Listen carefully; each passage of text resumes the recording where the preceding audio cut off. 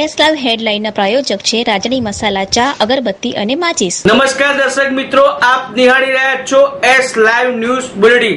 નજર નાખીએ આજના મુખ્ય સમાચારો પર।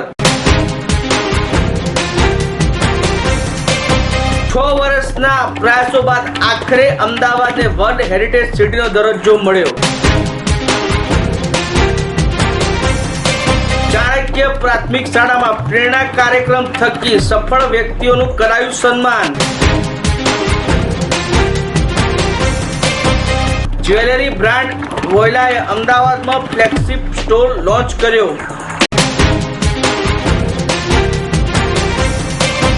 અમદાવાદમાં કિરણ ફિટનેસ સ્ટુડિયોનો થયો પ્રારંભ।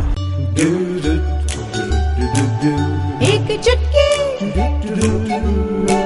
कड़क मीठी सुबह दोपहर शाम रात जाए है राजानी अगरबत्ती महकी सबकी पसंद के मसाले। राजानी मसाले, जीवन भर का अटूट बंधन। राजानी चाय, अगरबत्ती, मसाला और माचिस। અમદાવાદ શહેરને વર્લ્ડ હેરિટેજ સિટીનો દરજ્જો અપાવવાના ભારત સરકાર અને અમદાવાદ મ્યુનિસિપલ કોર્પોરેશનના 6 વર્ષના પ્રયાસો સફળ થયા છે। પોલેન્ડના કોકો શહેરમાં શનિવારે મળેલી યુનેસ્કોની 41મી બેઠકમાં અમદાવાદનો આ દરજ્જો આપવામાં આવ્યો છે। અમદાવાદના આ ઐતિહાસિક વારસાને ધ્યાનમાં રાખીને દરજ્જો પ્રાપ્ત થયો છે।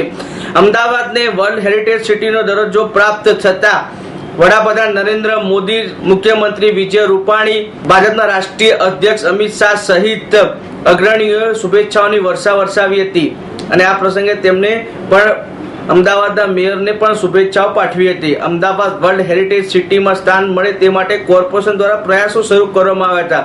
હેરિટેજ સિટીમાં સ્થાન મેળવવા માટે ડોજિયાર બનાવવા માટે ખાનગી કન્સલ્ટિંગ નિમણૂક કરવામાં આવી હતી।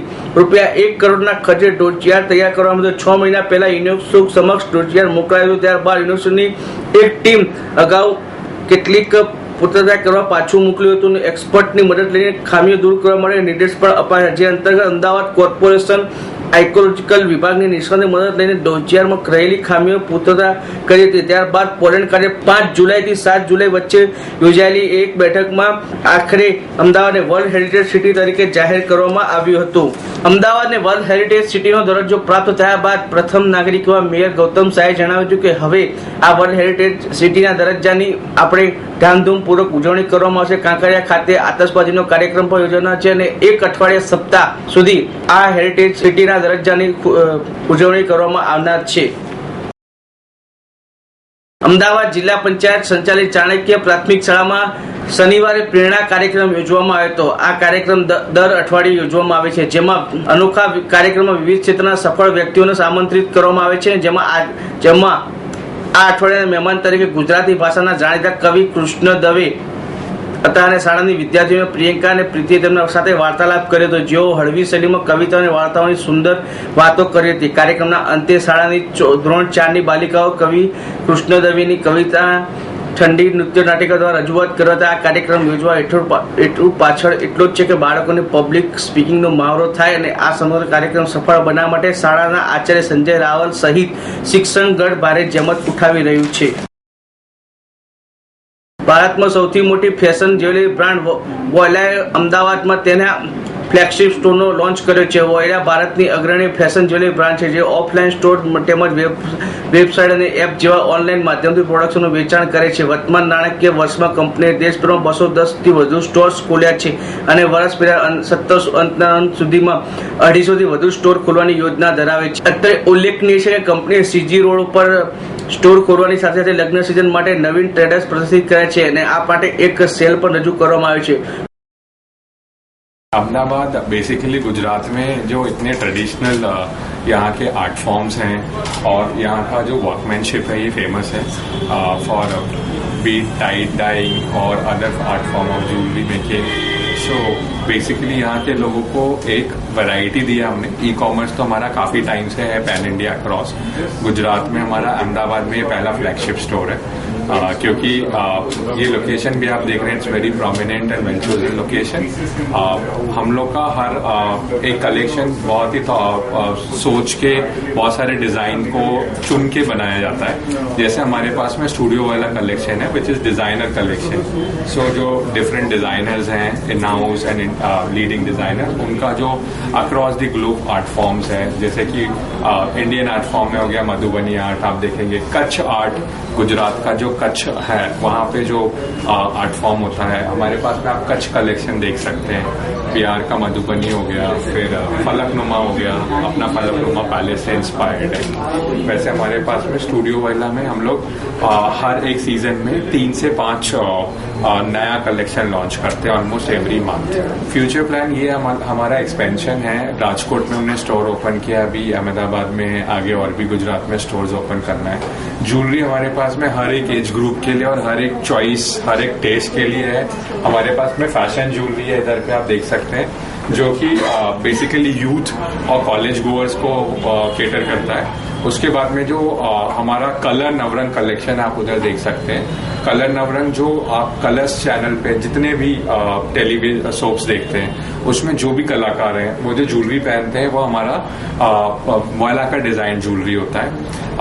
Specially very basically it's in ethnic and traditional jewellery. So पहला वाला जो बताया फैशन ज्वेलरी हो गया, दूसरा ट्रेडिशनल हो गया। Likewise we have contemporary collection for CZ, आप इधर देख सकते हैं, जो डायमंड बेस्ड ज्वेलरीज होती हैं उसके जैसा दिखता है। voida.com સ્થાપક અને સીઈઓ વિશ્વ શ્રીકે જણાવ્યું હતું કે ગુજરાતના રંગીન કલા, પરંપરા, હસ્તકલા, સંસ્કૃતિને લક્ષ્યમાં રાખીને અમે અમદાવાદમાં અમારો ફ્લેગશિપ સ્ટોર શરૂ કર્યો છે। અમદાવાદમાં આ સ્ટોર સાથે અમે વધુ ચાલુ નાણાકીય વર્ષમાં સમગ્ર દેશમાં ઉપસ્થિતિ વધારવા માંગીએ છીએ। ફેશન જ્વેલરી સેગમેન્ટ અગ્રણી હોવા તરીકે અમે ટિયર 1, 2, 3 શહેરોમાં ગ્રાહકોની જરૂરિયાત પૂર્ણ કરવા ઉપર કેન્દ્રિત છીએ। વોયલા એકમાત્ર ઓનલાઈન જ્વેલરી પ્લેટફોર્મ જે દેશભરમાં 210 થી વધુ ઓફલાઈન સ્ટોર પણ ધરાવે છે। માત્ર 2 વર્ષમાં જ 210 થી વધુ સ્ટોર લોન્ચ કરવાની સાથે કંપની આગામી વર્ષ સુધીમાં 200 સ્ટોર શરૂ કરવાની યોજના ધરાવે છે, જેથી રિટેલ ઉપસ્થિતિમાં વધારા સાથે ગ્રાહકોની વધુ નજીક પહોંચી શકાય।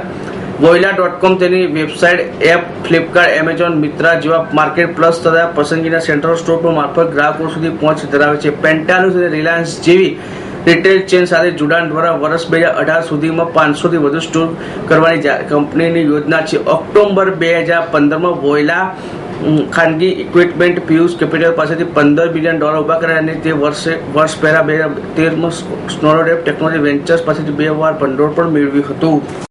અમદાવાદના ડ્રાઇવિંગ રોડ ખાતે કિરણ પટેલ અને રમાકાંત વિશ્વકર્મા દ્વારા કિરણ ફિટનેસ સ્ટુડિયોનો આર્મીના જવાન અને મિસ ઇન્ડિયા ફિટનેસ અંકિતા સિંહના હસ્તે શુભારંભ કરવામાં આવ્યો છે। ફિટનેસ સ્ટુડિયો ખાતે gym, aerobics, ઝુમ્બા, kick boxing, TRX, personal training, yoga, personal training આપવામાં આવશે। મહિલાઓ અને પુરુષો માટે અલગ અલગ સ્ટીમ બાથ પણ રાખવામાં આવી છે। કિરણ ફિટનેસ સ્ટુડિયો પહેલો માળ માઇલસ્ટોન રિલાયન્સ મોલની સામે ડ્રાઇવિંગ રોડ, અમદાવાદ ખાતે આવેલ છે।